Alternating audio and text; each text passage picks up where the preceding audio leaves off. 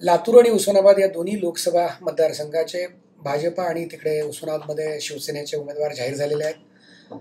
उस्मानाबादमध्ये राष्ट्रवादीनेही उमेदवार जाहीर केलेला आहे.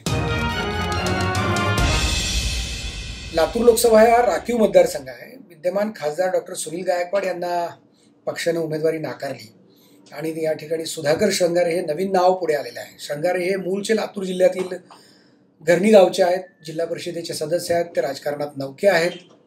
परंतु भारतीय जनता पार्टीनं श्रंगारे यांचं नाव पुढे करून खासदार गायकवाड यांच्या कामकाजावरती प्रश्नचिन्ह निर्माण केलं आहे. प्रत्यक्षात खासदार गायकवाड हे मात्र स्वतःच्या कामावर समाधानी आहेत. त्यांनी अतिशय चांगलं काम गेल्या काही दिवसांमध्ये केलेलं आहे. त्यांचा संपर्क चांगला आहे. त्यांनी सरळ राजकारण केलं आहे. कुठलाही गटबाजी केलेली नाही असा त्यांचा दावा आहे. आणि या पार्श्वभूमीवर माझ्यावर अन्याय झाला ही त्यांची भावना आहे. आता इथपर्यंतच हा विषय थांबत नाही तर त्यांनी थेटपणे पालकमंत्री संभाजी पाटील निलंगेकर यांच्यामुळे माझी उमेदवारी डावलली गेली असा त्यांचा थेट ठपका आहे.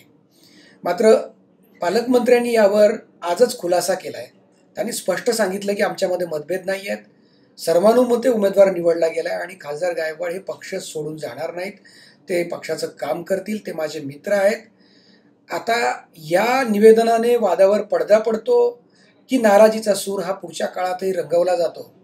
कारण येणारी रंगपंचमी, लातूरला रंगपंचमी खेळली जाते. त्या रंगपंचमीपूर्वी ह्या वाद मिटतो की नाही हे बघितलं पाहिजे. तो वाद जर मिटला तर भारतीय जनता पार्टीच्या दृष्टीनं ते सुचिन्ह असेल. अन्यथा वेगळे राजकीय रंग भाजप सेनेला पाहावे लागतील. त्याचबरोबर शिवसेनेच्या दृष्टीनं उस्मानाबादमधील परिस्थितीसुद्धा अशाच स्वरूपाची आहे. रवींद्र गायकवाड यांचं तिकीट नाकारल्याबरोबर उमरगा आणि परिसरातील शिवसैनिकांनी आपण राजीनामा देत असल्याचं सोशल मीडियावरून पोस्ट टाकलेले आहे. आता त्यामध्ये ते कितपत तथ्य आहे आणि पुढे हा राजीनाम्याचं सत्र चालू राहतं का हे बघितलं पाहिजे. खासदार गायकवाड यांच्या समर्थनात काही कार्यकर्ते उतरले असले तरी दुसरीकडे खासदार गायकवाड संपर्कात नाहीत. खासदार गायकवाडांचा कामाचा आढावा जो पक्षासमोर आमदार तानाजी सावंत यांनी मांडला आणि एक गटाने मांडला त्यावरून त्यांचं तिकीट कापलं गेलं ही चर्चा आहे. म्हणजे शिवसेनेतली गटबाजी, इकडे भाजपातील आरोप प्रत्यारोप हे येणाऱ्या काळामध्ये पाहायला मिळणार आहेत. दरम्यान उस्मानाबाद मतदारसंघामध्ये राणा जगजितसिंह पाटील जे माजी राज्यमंत्री आहेत त्यांना राष्ट्रवादीनं तिकीट दिलेलं आहे आणि शिवसेनेनं त्यापूर्वीच ओमराजे निंबाळकर यांचं नाव समोर केलेलं आहे. निंबाळकर आणि पाटील या दोन परिवारातलं जे वैर आहे या निमित्तानं पुन्हा एकदा उस्मानाबादची लढाई ही अत्यंत रंजक आणि चुरशीची आणि प्रतिष्ठेची होणार आहे. राज्यातील एक महत्त्वाच्या लढायांमध्ये निंबाळकर आणि पाटील या दोन घरातली लढाई पुढच्या काळात दिसणार आहे.